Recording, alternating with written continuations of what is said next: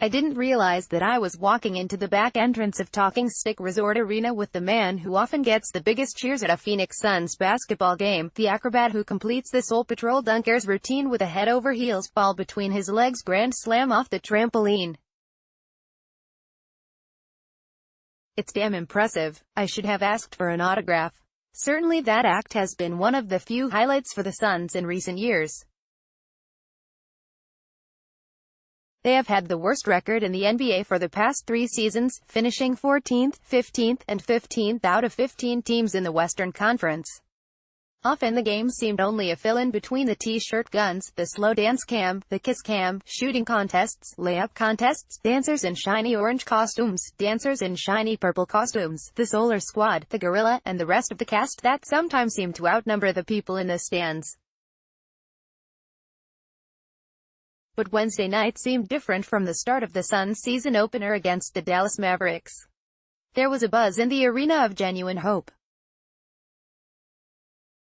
ESPN was broadcasting the game to the world. Billionaire celebrity Mark Cuban, Shark Tank, was clowning with his Dallas players.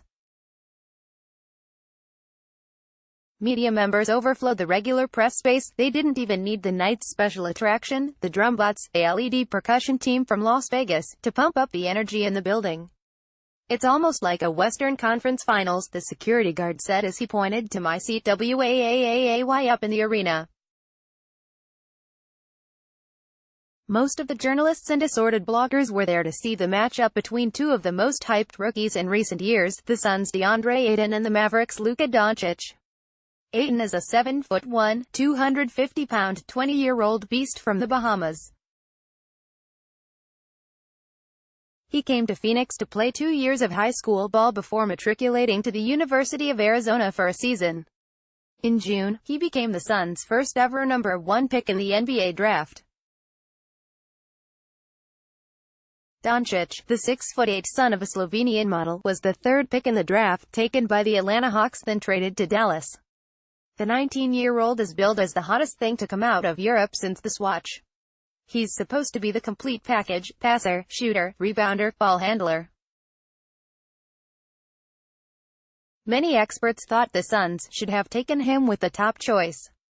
These two international sensations were surrounded by cameras all during warm-ups. Expand Devin Booker looked like a superstar in the win. Jim Luvo, but when the lights in the arena went down, it was Devin Booker who made sure the season opener was different than his last 3 with the Suns, which they had lost by a combined total of 83 points. On this night at least Booker, not the acrobats, got the loudest cheers, as he scored 35 points, including 19 in the fourth quarter, to lead the Suns to a 121-100 victory. The 6'6" guard is expected to lead the team. He averaged 24.9 points last season and signed a $158 million contract extension this summer. But Booker hadn't played a game where someone kept score since last March 15, when an injury shut him down for the final games of the dismal 2017-18 season. He missed all of the preseason after undergoing surgery on his right hand, his shooting hand, at the end of September. Only Booker, it seemed, expected he would even play in Wednesday's game. And he was ready to go from the beginning with the Suns' new A-list starting lineup: Ayton, Trevor Ariza, Ryan Anderson, and the man with the most A's in his name in the NBA, Isaac Canaan. He had never played with that group in a game before, but Booker looked steady through the first 3 quarters, scoring 16 points despite struggling on defense a bit. He picked up his 4th foul late in the 3rd quarter, which sent him to the bench.